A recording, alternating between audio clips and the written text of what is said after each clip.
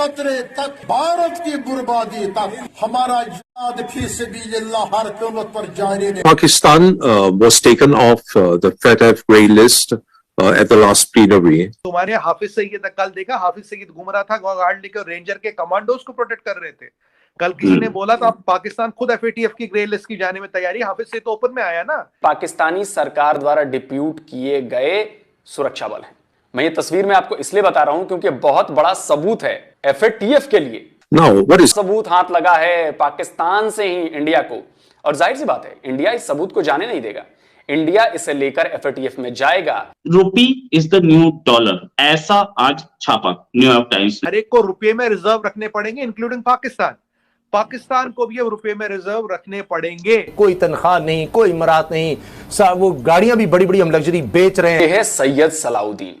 सैयद सलाउद्दीन, जिसका नाम हम सब जानते हैं कि वो जो आतंकवादी संगठन है हिजबुल मुजाहिदीन, उसका चीफ है। इसके आसपास जो लोग हैं, जो ये सुरक्षा घेरा जो इसका है, इसको ध्यान से देखिए। ये पाकिस्तानी सिक्योरिटी एजेंसी का घेरा है। ये जो बंदे दिख रहे हैं आपको, इसको सेफ्टी के लिए खड़े हुए, इसके बॉडीगार्ड बनकर, ये पाकिस्तानी सरकार द्वारा डिप्यूट किए गए सुरक्षा बल हैं। मैं ये तस्वीर में आपको इसलिए बता रहा हूं क्योंकि बहुत बड़ा सबूत है FATF के लिए कि भाई देखिए, पाकिस्तानी सरकार के संरक्षण में आतंकवादी खुलेआम घूमते फिरते हैं, भारत के खिलाफ बयान देते हैं, भारत को बर्बाद करने की धमकी देते हैं। आप समझ रहे हैं कितना बड़ा सबूत हाथ लगा है पाकिस्तान से ही इंडिया को, और जाहिर सी बात है इंडिया इस सबूत को जाने नहीं देगा। इंडिया इसे लेकर FATF में जाएगा, इंडिया इसे लेकर United national UN security council में जाएगा।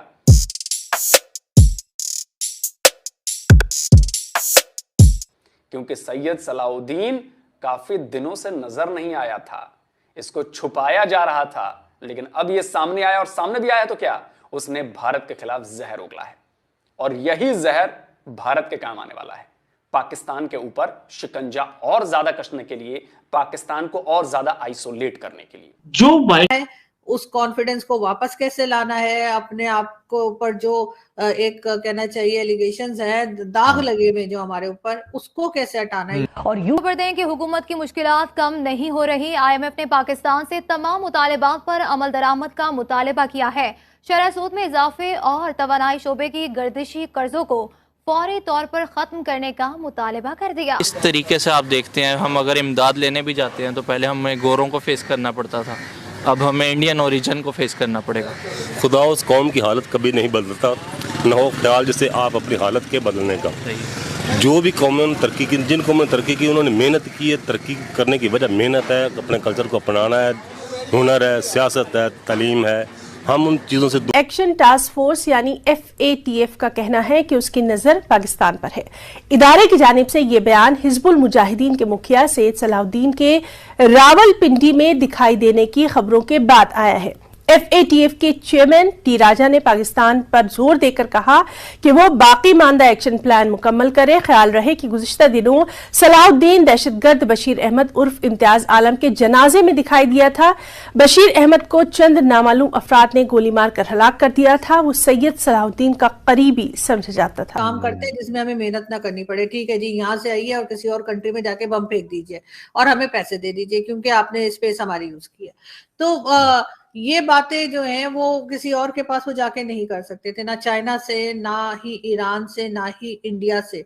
तो हम ही रह गए थे और ये हरकतें भी हमारी हैं। तो ये बात जो है अफगान तालिबान को मालूम हो गई है और मेरा ख्याल है यही वजह है कि उन्होंने कहा है कि जी TTP जाने और पाकिस्तान जाने, हमारे पास मत आओ। अब ये चले तो गए जबरदस्ती, जैसे इससे पहले आपको याद होगा हिना रब्बानी घर भी गई थी, तब भी बड़ा कोल्ड बिहेवियर दिखाया गया था। उस वक्त इन्होंने बहाना ये मारा था कि जी वो क्योंकि फीमेल थी वो चली गई, किसी मर्द को जाना चाहिए था। तो अजय बंगा को नॉमिनेट किया वर्ल्ड बैंक के चीफ के लिए। अच्छा, ये वर्ल्ड बैंक वही है, IMF के साथ साथ वर्ल्ड बैंक है जो कि लोन्स देते हैं। वर्ल्ड बैंक का लोन भी, वर्ल्ड बैंक से लोन भी लेना है पाकिस्तान को, और IMF का तो चल ही रहा है। वहां पे गीता गोपीनाथ बैठी है, डेप्यूटी चीफ। अब पाकिस्तान तो बेचारा सोच रहा है कि यार कहाँ फंस गए, एक तो पैसा नहीं और ऊपर से इंटरनेशनल एजेंसी से मांगो तो वहां इंडियन बैठे हैं। पहले ही गीता गोपीनाथ पे इतना हंगामा मचाया था, अब तो अजय बंगा भी पहुंच गए। देखिए, अजय बंगा जी अमेरिकन है और काफी एक्सपीरियंस व्यक्ति है। और दूसरी बात मैं आपको बताऊं, आपको एक हैरान करने वाला डाटा दूंगा। कल मैं एक डिबेट में बैठा था नेशनल टीवी पे।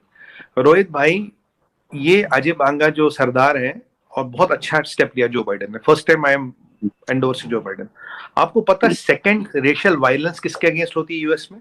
Second, number 1 is juice, number 2 is six. 21.2% या 21.9% of the racial violence is against Sikhs.